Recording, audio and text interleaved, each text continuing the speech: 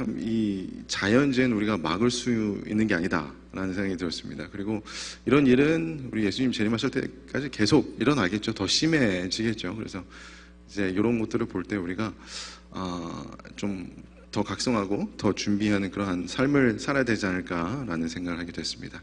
자, 오늘 교과 공부를 우리 하도록 하겠습니다.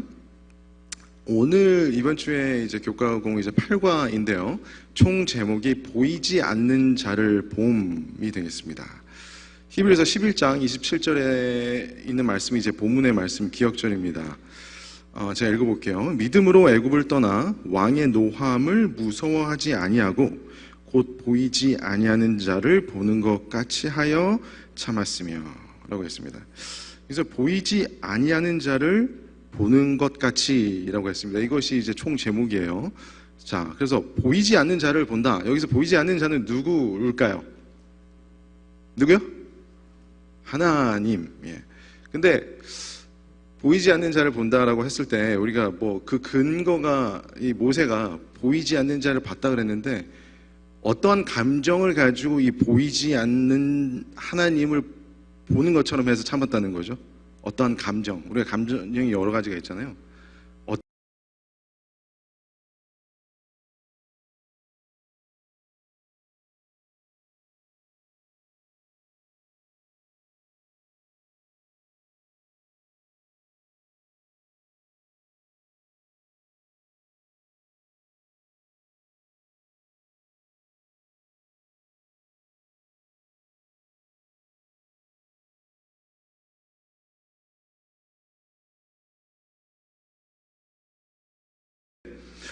혹시 그 우리 어르신들께서 이러한 경험 있으신지 제가 모르겠는데 예전에는요 이제 어르신들께서 이제 결혼하실 때 이제 연애를 하고 혹시 뭐 그러셨으면은 우리 사랑하는 사람을 이제 막 만나고 하실 때 혹시 이제 떨어져서 연애를 해보신 경험 있으신가요? 그러니까 이제 뭐 롱 디스턴스라 영상 통화도 있고 해서 이제 그냥 볼 수도 있고 그냥 이렇게 뭐 누르면은 메시지가 왔다 갔다 하고 전화도 되고 그러잖아요. 근데 예전에 3, 40년 전만 해도 그런 게 없었잖아요. 뭐 영상 통화는 뭐 둘째치고 핸드폰도 셀폰도 없으니까 그때는 이제 시간을 정해서 전화도 해야 되고 전화하는데 돈도 들고 그죠. 그래서 이제 편지를 막 쓰시잖아요. 편지를 쓰시고 그래서 이제 보고 싶은데 어떻게 하셔야 돼요?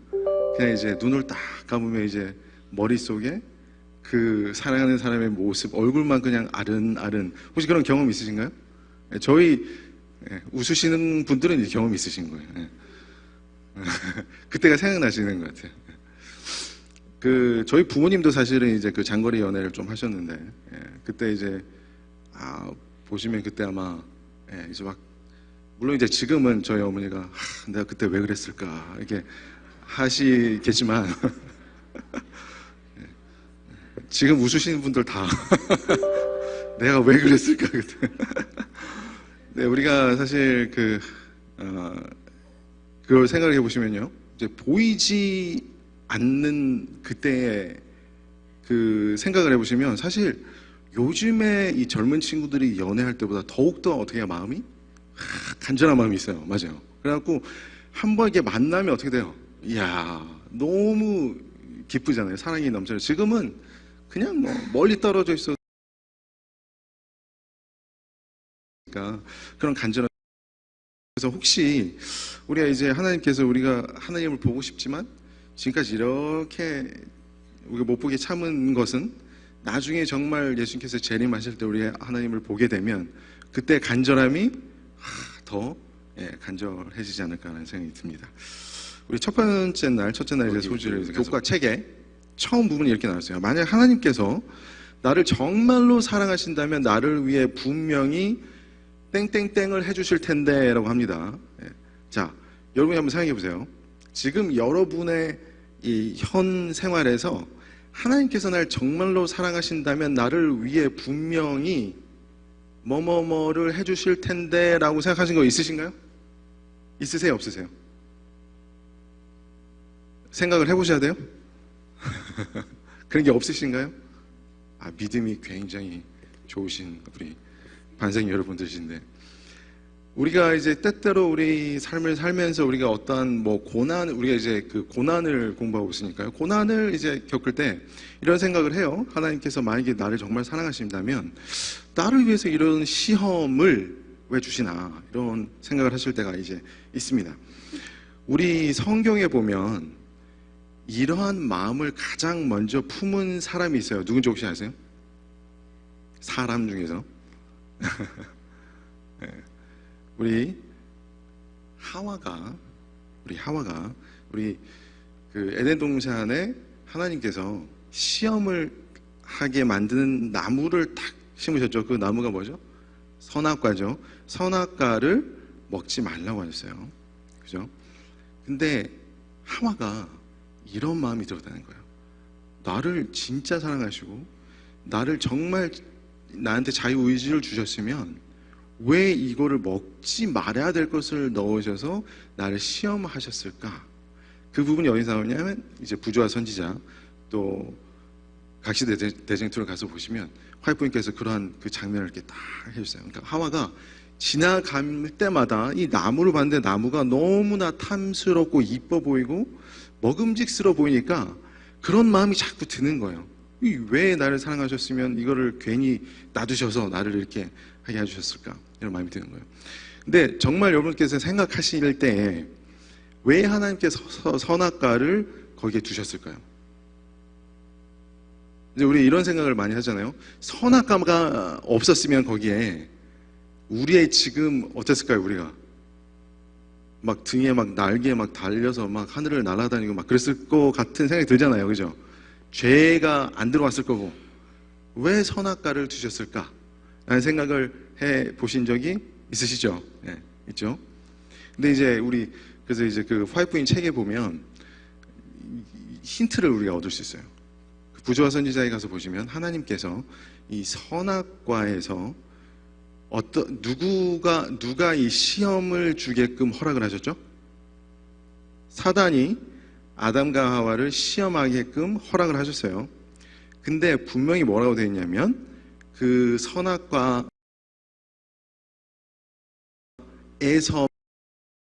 가능하다고 그랬어요.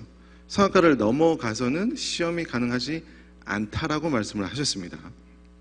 그러면 우리가 이제 이 백그라운드를 보시면 이 에덴 동산이 창조가 되기 전에 하늘에서 먼저 전쟁이 있었죠. 미가엘과 이 사단의 용의 싸움이 있었고 그 사단이 쫓겨나서 어디로 쫓겨났어요?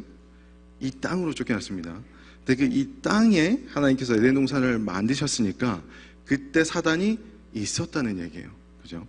근데 요거를 이제 자세하게 보시면 하나님께서는 공의로우신 분이기 때문에 전쟁이 일어나서 두 편으로 나눠졌어요. 하나님 편 그리고 사단 편, 이렇게 두 가지로 나눠졌는데 하나님은 내가 하나님이니까 내 말이 맞아 하고 탁 심판하시는 분이 아니라는 거예요.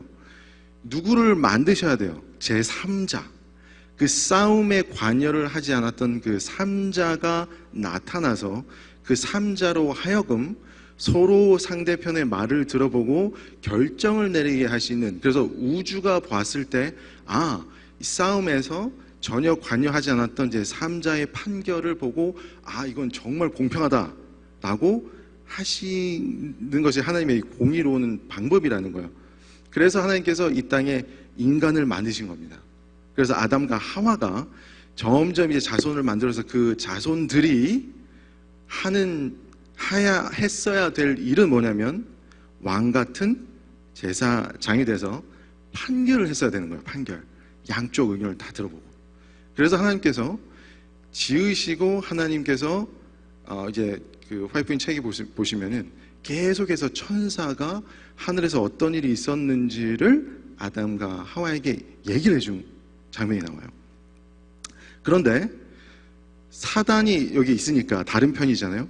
사단에게도 이 허락을 해줘야 되겠죠. 이렇게 컨택을 할 수 있는.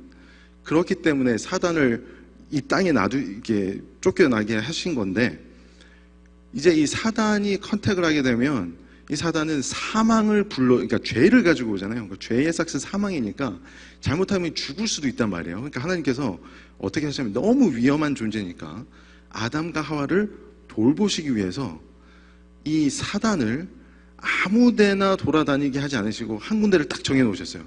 그 한 군데가 바로 선악과라는 거예요. 선악과. 그래서 선악과를 딱 두시고 사단을 거기에만 딱 놔주신 거예요. 그러니까 한마디로 선악과는 사단에게 감옥 같은 곳이었다는 거예요. 거기에서만 아담과 하와에게 컨택을 할 수 있는 그러한 곳을 놔두신 게 그 선악과라는 거예요. 생각해 보시면 이게 엄청난 사랑의 표현인 거예요. 왜냐하면 그냥 하나님께서는 그냥 사단이 오케이 그냥 아무 데서나 하와를 만나서 꼬이고 아담을 만나서 꼬이게 하게 하실 수 있으셨는데 절대 그렇게 하지 않으시고 이 사단을 한 군데에 묶고들 장소를 탁 마련하셨다는 것, 그게 이제 선악과라는 거예요. 그것을 마련해 주셨다는 게 얼마나 사랑의 표현인가라는 것을 우리가 알 수가 있습니다. 근데 이것을 이해를 하지를 못했던 거죠. 이해를 하지 못했기 때문에 이제 왜 나를 사랑하시면 이거를 여기에 놔두셔서, 우리가 그러한 생각을 우리의 생활 속에도 하실 때가 많이 있어요. 우리가 이제 뭐 10계명을 예로 들면요, 10계명이 하나님의 이제 말씀이신데 다 하지 마라 이런 것들이잖아요. 근데 잘 생각해 보시면 우리가 10계명에서 하지 말라는 대로 하시면, 그 말씀을 그대로 따르시면 사단이 우리에게 막 공격하고 틈을 탈 그 틈을 안 주게 되는 거예요. 안식일에 우리가 거룩하게 지키게 된다면 이 사단이 우리를 맹렬하게 공격할 틈을 안 주게 되는 거예요.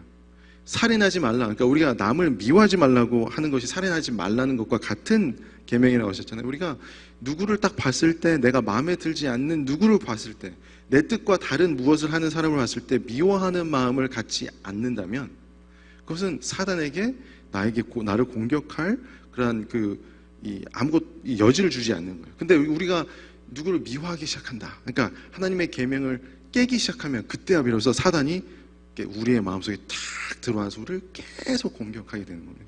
그래서 우리가 우리의 생활 속에서도 하나님께서 주신 선악과가 있어요. 시험이 있어요. 그러니까 우리가 지금 이번 기를 통해서 시험에 관해서 공부를 하고 계신데, 이 시험을 통해서 하나님의 말씀을 그대로 지키게 되신다면, 이해는 비록 안 되더라도 안식일 때 왜 하필이면 내 비즈니스가 안식일에 이렇게 잘 되는 비즈니스를 하게 해주셔서 안식일에 꼭 열어야 되는 것 같은 느낌을 받는 거예요. 그죠?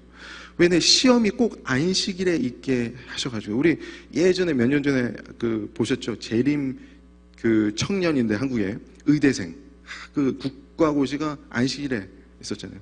그거를 믿음으로 그 학생이 그냥 하나님의 말씀을 듣게 됐을 때 결국은 사단의 맹렬한 공격을 피할 수 있게 됐다는 거잖아요. 만약에 그 학생이 그냥 알면서도 그냥 해버렸으면 그 나머지 인생은 정말 시달렸을 거예요, 사단에게, 그 공격에. 그래서 우리가 우리의 인생 믿음 생활을 보실 때도 우리에게 들어오는 이 시험이 있을 때 항상 알지 못하고 이해를 못하실지라도 항상 하나님의 말씀을 의지하면서 시험을 견디시는 여러분과 제가 됐으면 좋겠습니다. 이제 우리 둘째 날 소절 가서 보시면요, 예수님의 이름으로라고 하는 이 소식이 나옵니다. 자, 예수님의 이름으로. 자, 요한복음 14장 14절에 있는 이제 그 본문의 말씀인데, 내 이름으로 무엇이든지 내게 구하면 내가 행하리라. 예수님의 말씀이에요.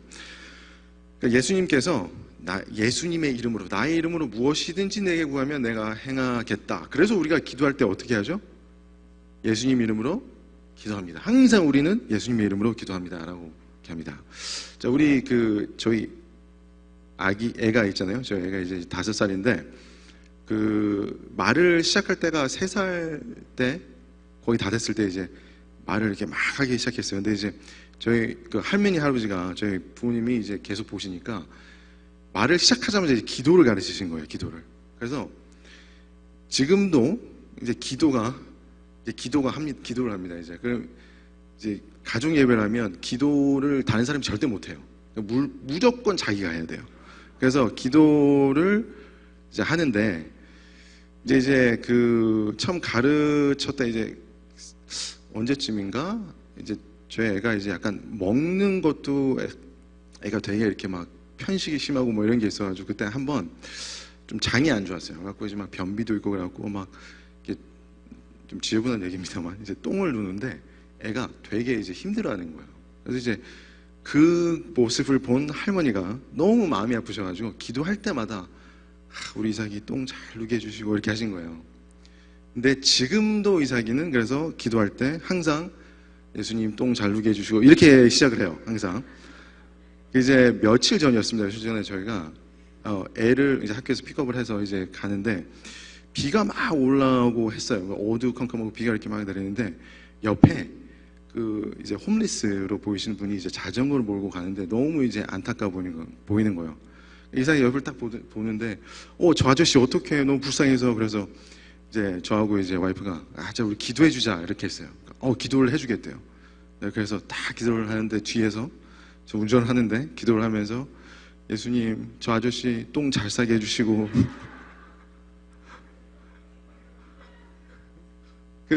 너무 웃긴 거예요.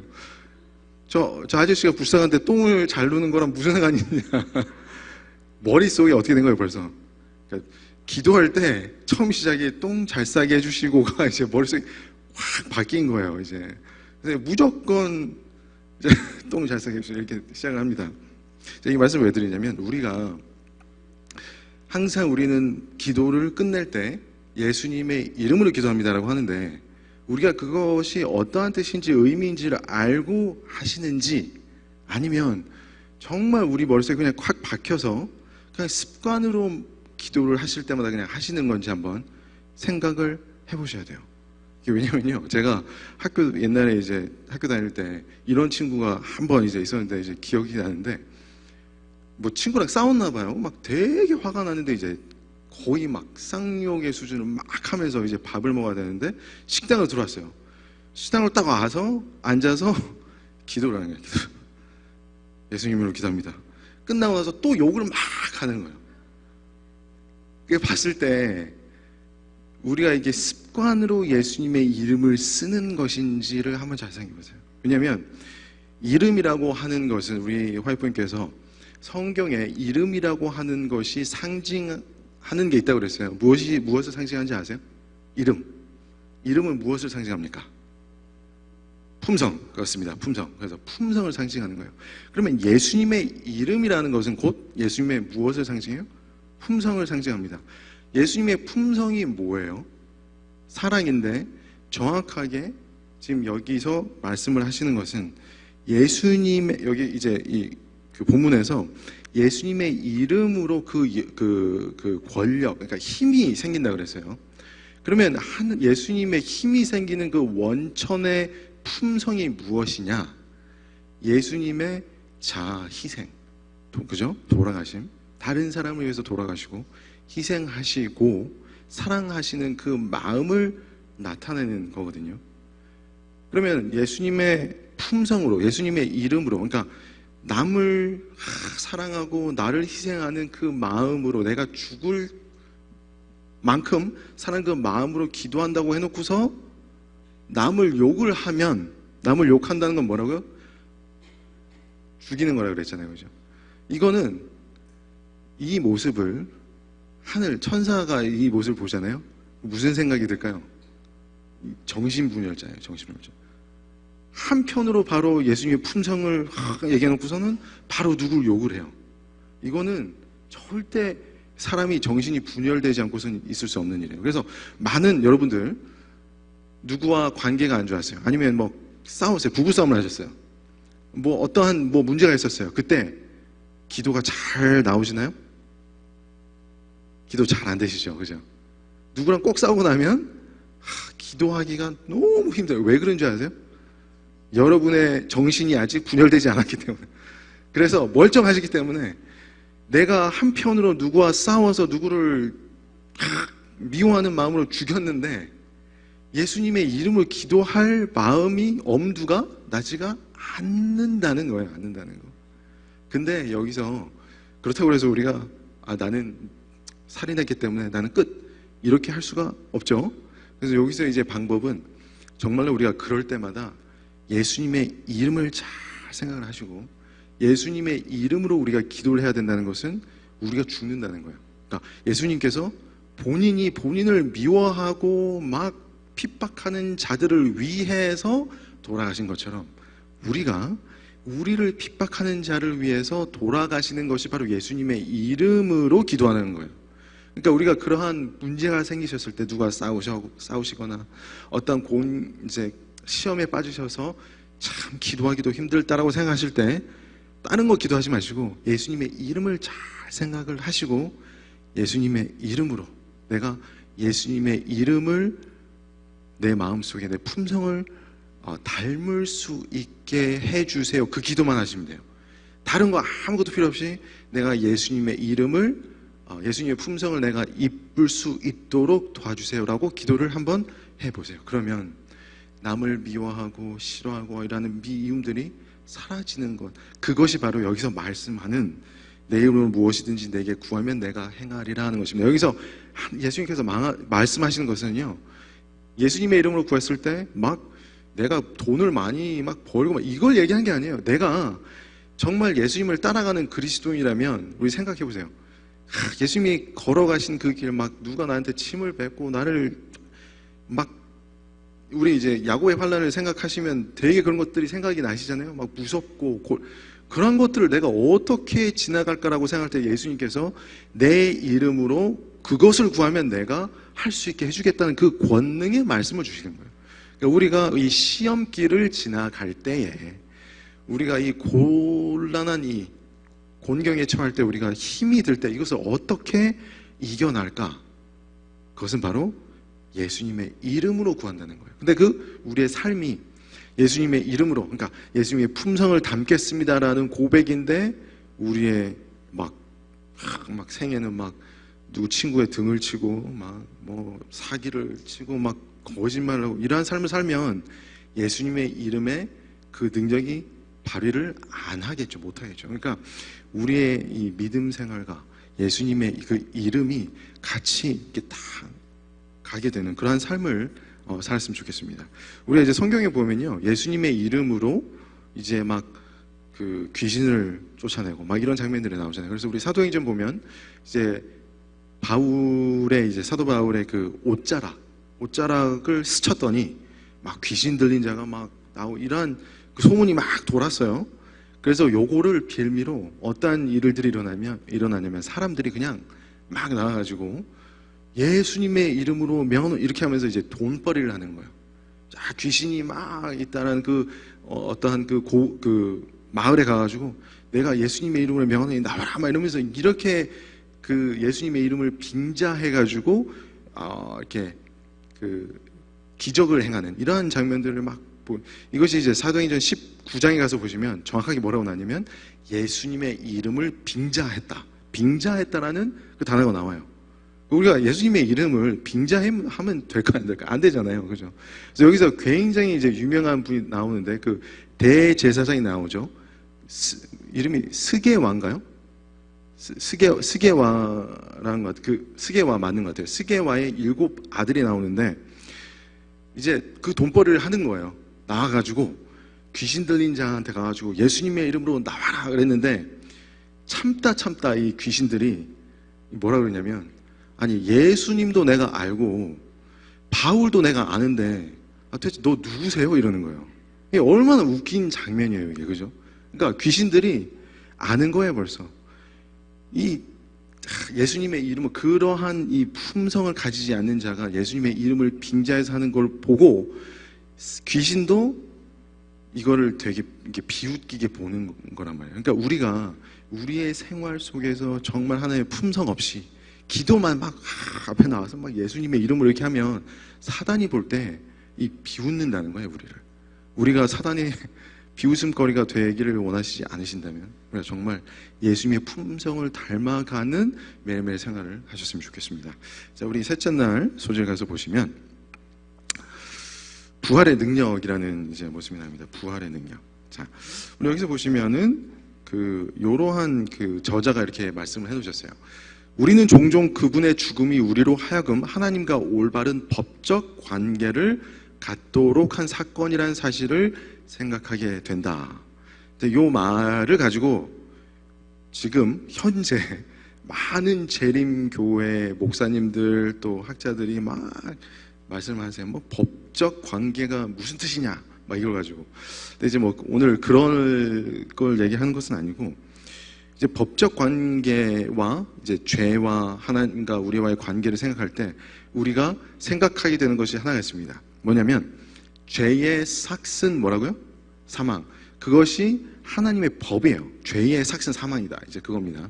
자, 우리가 이렇게 생각해 볼게요. 죄와 사망을 의인화해 보겠습니다. 뭐냐면 예수님이 이제 돌아가실 때 예수님이 죄가 있었어요? 없으셨어요?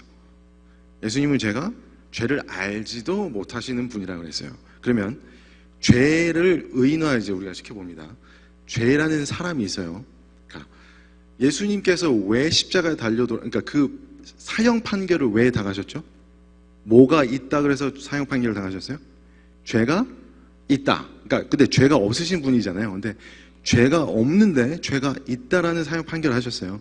한마디로 죄라는 사람이 결백한 예수님을 사형장으로 끌고 간 거예요. 그러면 우리가 결백한 사람을 사형장으로 끌고 가면 그거는 잘한 거예요, 못한 거예요? 그게 합법이에요, 불법이에요? 불법이죠. 그러니까 죄죠, 죄. 한마디로 죄라는 사람이 의인화했으니까 죄가 불법을 저지른 거예요. 그러니까 죄가 결백한 예수님을 사형장으로 끌고 감으로써 죄를 지은 거예요. 그러니까 죄가 죄를 지은 겁니다.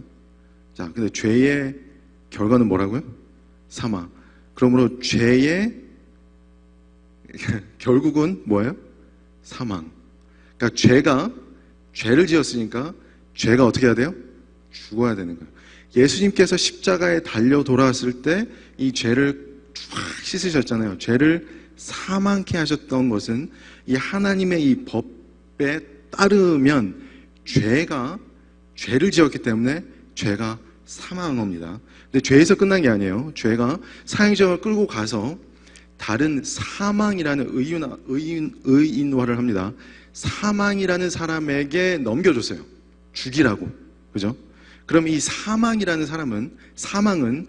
결백한 예수님을 받아들여서 결백하기 때문에 사망을 주면 돼요, 안 돼요? 안 돼요.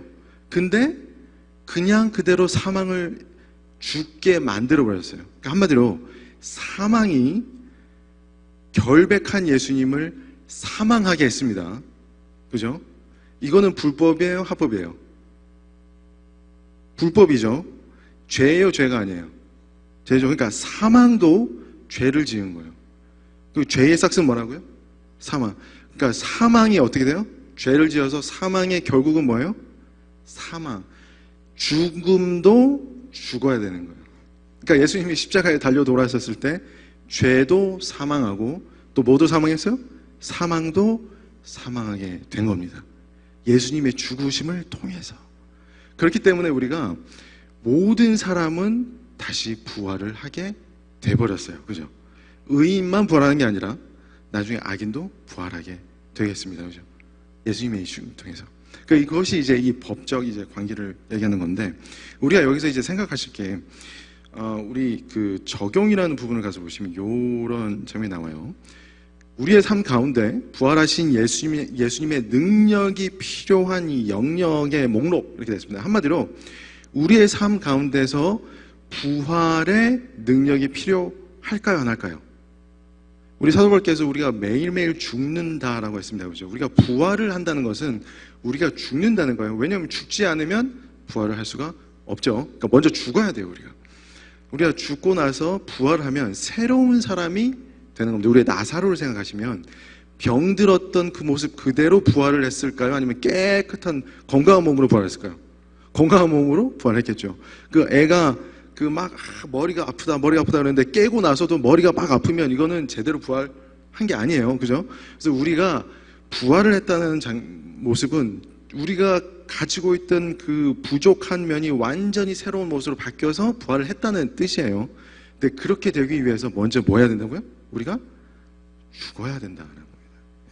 그래서 그 모습을 우리가 부활의 능력을 알기 위해서는 우리가 먼저 죽는 연습을 매일매일 습니다. 근데 죽는다는 게 다른 것이 아니라 우리의 자아가 죽는다는 거죠. 그래서 아까도 말씀드렸지만 누가 우리를 막 미워하고 막 공격할 때 막 우리는 억울하잖아요. 그럼 억울해서 막 어쩔 줄 모르는데 그것이 아니라 예수님처럼 억울한 마음이 있어도 내가 그 상대방을 사랑하는 그 마음이 더 크기 때문에 그것을 대신 죽는 것. 그러니까 내 자아가 이제 착 해버리면 내 마음에 안 드는 막 말을 하는 사람들이나 뭐 내가 마음에 안 드는 행동을 하는 사람들 앞에서도 내 자아가 없어져 버리면 그것이 아무런 시험거리가 되지 않는다는 것입니다. 그래서 우리가 시험을 피할 수 있는 가장 좋은 길은 우리의 자아가 죽어서 새로운 사람이 된다는 게 되겠습니다.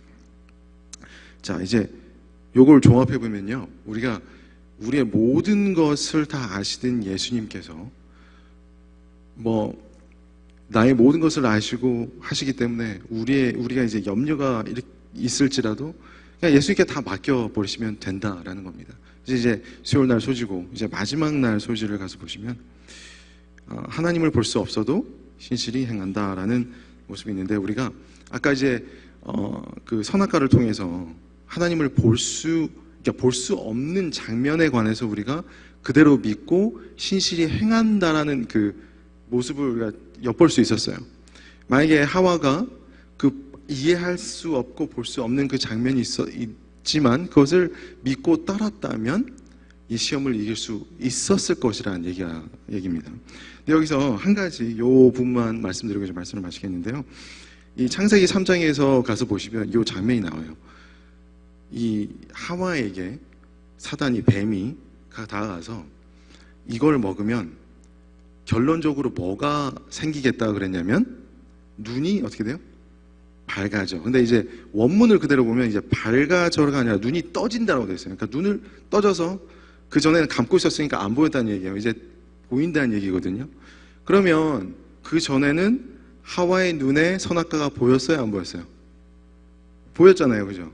근데 여기서 갑자기 사단이 눈이 떠진다. 이게 무슨 뜻일까요? 볼 수 있었는데, 이게 뭐냐면 우리가 이제 여전히 약간 헷갈리는 부분들은 우리 예언의 신을 가서 보시면 이제 이렇게 이해를 할 수가 있어요. 아까 말씀드렸듯이 하늘에서 일어난 일이 선악간의 대쟁투가 있었잖아요. 그 모습을 이 하와와 아담에게 계속해서 천사가 설명을 해줬어요.